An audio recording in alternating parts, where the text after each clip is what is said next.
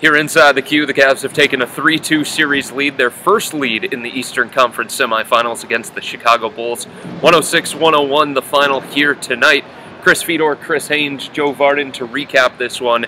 And guys, one of the big storylines coming into this one, what is Kyrie going to be able to give this team after 2 rough games in Chicago? He said he woke up feeling good. He came out on the court pregame, and he really helped offensively in a way that they haven't had in the last 2 games, Chris. I was surprised. I seen him come out here and work out during pregame. He didn't do too much, but he was still grimacing. He still wasn't pushing off like you need to push off when you're shooting long jump shots. So I was concerned going in, but tonight, man, I think what got him going was he saw the ball go in early, and the reason why he got those open shots. The Bulls forgot about him. That first half, they forgot about him. They know that he's out there battling through some injuries, and I think they lost sight of him. And once Kyrie got that ball going, just like any other scorer, when you see it go in, that adrenaline starts to kick in, and then he start doing things that we're used to seeing him. It's like going to the basket, getting those high creative layups off the glass. And he played tremendously, and he fought it. And LeBron James said yesterday or 2 days ago, he said Kyrie is a warrior. He definitely played like one of them. Yeah, Tristan Thompson has been using that term for Kyrie as well. Iman Shumpert said the same thing.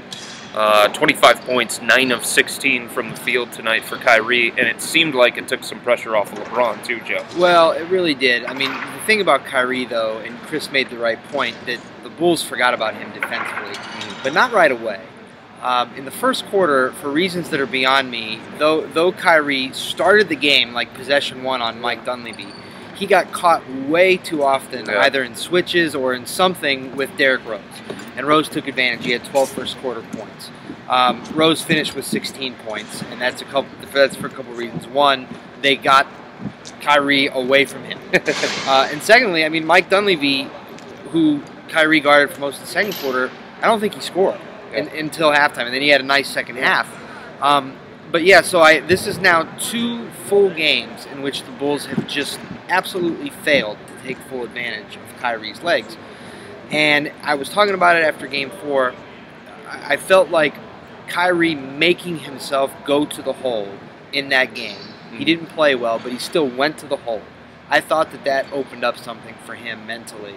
That he knew then that he could do some of the things he used to do with this pain, and offensively, he was awesome.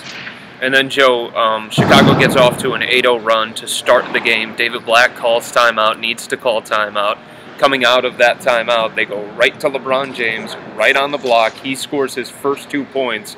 And that was really a sign of things to come in the remainder of the game with LeBron. Yeah, I mean, I just kind of love the irony, just because there's been this talk all year about LeBron in the post or not in the post. Right. He doesn't like to play the 4.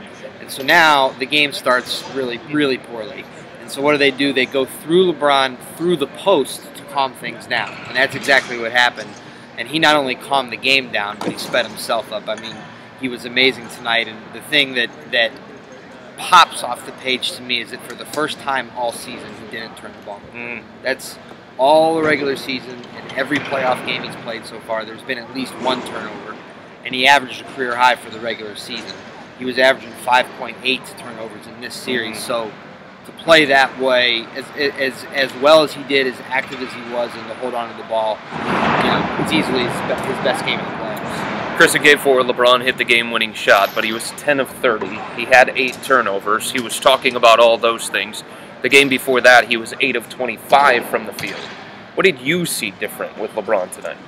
He wasn't taking a lot of outside shots. He made a concerted effort to get down the paint, get down in the post. Jimmy Butler, he's a good defender laterally, moving laterally out on the perimeter.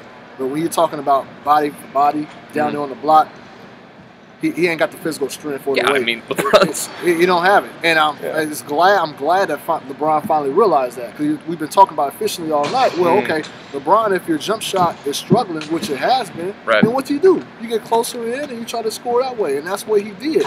And then one thing I do like about what LeBron did, usually he'll go in, try to establish himself inside, then work his way outside. No, he stayed on the inside. Post-ups, driving, slash, whatever it may be. He made sure he stayed in the paint. Got a couple fadeaways, but there was still a mid-range shot. And that's where LeBron can be dominant. Now, when he gets that shot, the whole repertoire back, with an offense on the outside, that's when he'll be completely just unbearable for another opponent. But tonight, save the team again. Joe, you mentioned 0 turnovers is the thing that really stands out to you when it comes to LeBron. The thing that stands out to me, 12 free throw attempts. Yeah. That shows he's got the attacking mentality. That shows that he's being a little bit more aggressive. And when he is more aggressive, that means some defenders have to come over to him, and that's going to free up some guys to get some offensive rebounds. And once again, Tristan Thompson, offensive rebounds. Iman Shumpert with one. Matthew Dellavedova was getting after it on the glass. And the rebounding edge, which has kind of bounced back and forth in this series, Cavs had it 41-40, and they got the biggest one of the night late in the game. Yeah, I mean, the play of the game, if you think about it, was a LeBron miss. You know, he misses this jumper. I mean, the things are going really badly, and the ball pops up in the air, and Tristan knocks it up in the air, and Iman Shumpert grabs it, and that, you know, I mean, the Bulls had come from 17 down. It was a 2-point game. Butler right here had just missed the 3. Great shot, too. Great look. They could have given him the lead. Yeah. And so, I mean, the game really swung back that way. So, yeah, you're exactly right. I mean, the Cavs had to rebound the ball, you know, both ends of the floor to win this one, and it took every single one of them. Another close one between two very evenly matched teams, 106-101 the final. Now, there was a little fracas between Taj Gibson, Matthew Dellavedova, J.R. Smith was involved in it as well. LeBron was on the bench at the time, and he said his #1 goal was not allow anybody to pop off that bench. So what happens is Taj Gibson pushes Matthew Dellavedova to the ground. It looks like on replay, Dell, even though he has not admitted this, he locked Taj Gibson's leg. Taj was trying to kick himself free, and he kicked Matthew Dellavedova right in the butt.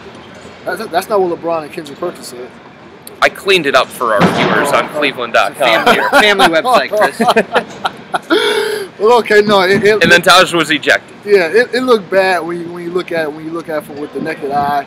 It definitely looked like Taj Gibson gave him the boot while he was on the ground, while Dellavedova was on the ground. And Dellavedova, he's not going to respond. He's not going to react. He's going to retaliate. He was just that guy. But I will say this, man. No Cavs fans going to hate me. But Delly has a way of doing some things that gets under players' skin. He may look adorable and cute, and he's fuzzy, you just want to hug him, but there's some things out there, you probably want to hug him, but there's some things... Never once thought, hey, I want to hug Matthew Dellavedova. There's some things that he does out there on the court, man, that just gets under players' skin, and, you know, he had Taj's leg wrapped, so he could, you know, get out and get back on defense, and Taj just handled that, and you know, he didn't handle that in a proper fashion, and got himself ejected, and that ejection probably saved him from getting a suspension. Okay.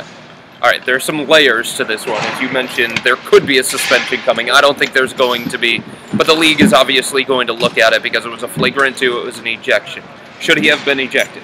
Yeah, I think so. I think I switched my monitor from the stats to the replay, and I probably watched it 4 or 5 times. I'm okay with the explanation after the game that Delly really had his leg locked, but I don't even think watching it 2 or 3 times like the refs did and they did in New York that you could see that. You could see Taj kick him. The Cavs have already been in a series that got out of hand, and it was the refs had a lot to do with it. So I was okay with the ejection. I also thought Aaron Brooks coming from behind and shoving J.R. Smith was probably, now especially as you weigh what really happened with Gibson and Delly, that was probably the worst part. So he might find himself in a little bit of trouble because you really can't do that. But I absolutely believe Taj Gibson should play in Game 6. He should not be suspended. Should he play Game 6? Yeah, he should be. Okay.